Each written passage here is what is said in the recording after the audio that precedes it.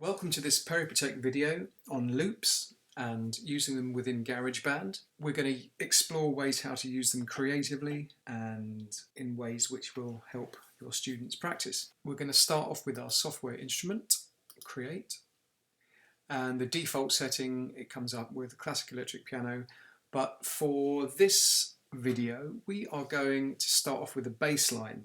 There is another video in the series which focuses entirely on loops and using loops to create tracks where you don't need any other instruments or any input devices, you're just using the loops on Garageband. But for this particular video, we're going to incorporate some playing with the loops. We're going to start off with a bass. As we're going to make it kind of electronic sounding, we're going to use a synthesizer bass. And let's just hit the first one, see what that sounds like. Okay, that's a little bit, it says buzzy. So I'm just going to, how about heavy? I'm just going to come up with a off-the-cuff bass line. 120 is probably a little bit too fast. So just click here, going to drag it down to, let's say 85. Let's just check that's the right tempo. So I'm just going to come up with a basic bass line in D minor.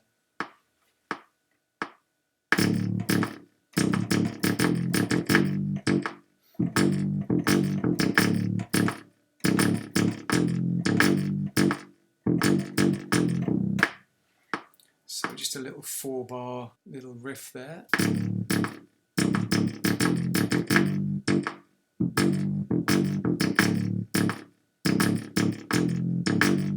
So we'll select all and then we'll quantize it to 116 and that should push things a little bit more to the tempo. Okay, great. So we have our bass line there. And we are just going to click up here, and this is it looks like a loop, as you can see, and that's the loop browser, and you can hover over it and it will tell you what it is. And so here, if you click on instrument, there's everything here, as you can see. You can do it by genre, you can do it by the descriptions there, but we're going to just do instruments, so we're going to do all drums, and we want a kind of 80s sounding bass line. Here looks pretty good, so we've got lots of different options here. There's an intro there, an outro, so we can use these different options to create interesting beats. So if we just have a listen to it, if you click on them, you can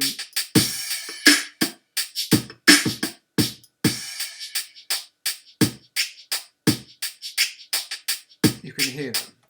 So let's just say chorus, so we can drag that in there and it automatically sets itself to the tempo. So what we're going to do here, click here and we're going to loop it. So let's just say, let's do 16 bars, so we've got something to play with. This is the chorus, this is the main body of the beat. We could have an intro, couldn't we? And what you can do here, so each of these is a beat and each of these is a bar. So we can just, let's say have a 2-bar intro. We can go to the intro there and we can just drag it and it goes in there. And also you can, so if you only want 2 bars, you can just do it there. So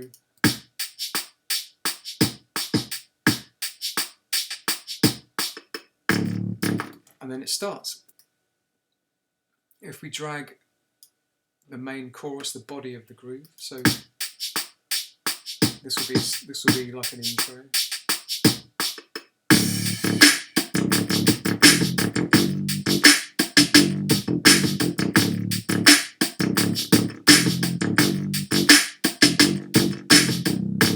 That sounds pretty good. So when we get to here, bridge is, like I said, a bit of a breakdown. So if we do that for 2 bars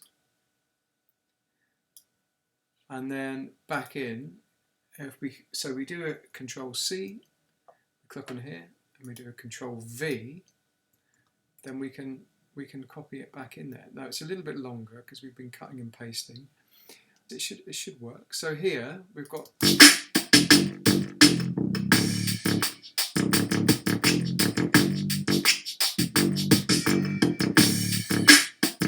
goes back in. So you can see we've got the start of a track there, and just from a simple bass line, we're changing up the beats a little bit.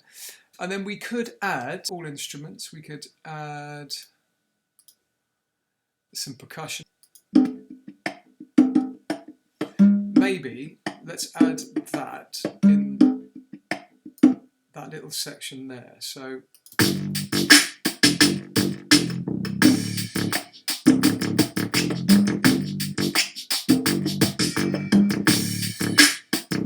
we have the congas in there.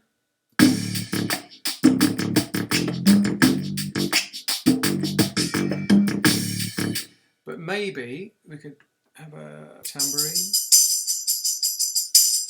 So we could have a shaker in here. Then maybe the tambourine when it changes, when the beat changes here. And again, you can just drag that loop there. Let's drag the shaker out there. Let's see how that sounds. So the shaker.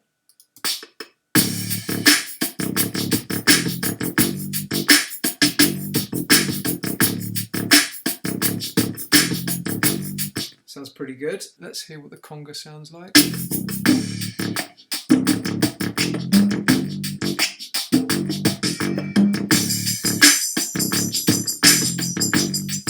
And then you've got the tambourine for later on. And there's all kinds of things, the shakers, congas, you could use. Let's just add it there. Or maybe a little start there. So let's see it. It's more of an atmospheric thing than an actual key central thing. So there's your intro.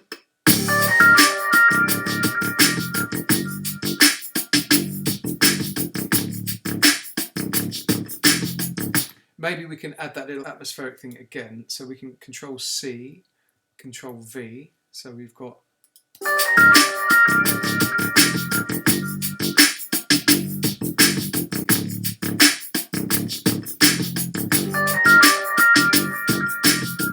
I actually think that probably will sound better there, actually. Let's try that.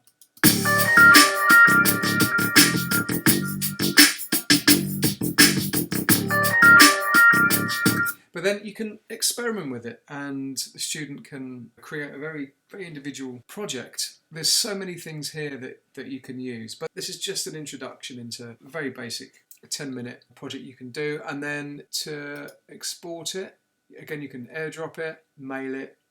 We just do something to iTunes, and then call it Groove 1. Bounces it down. And then it's on there as an iTunes file, and they can share it with their friends and parents. I hope you found this useful. Thanks for watching.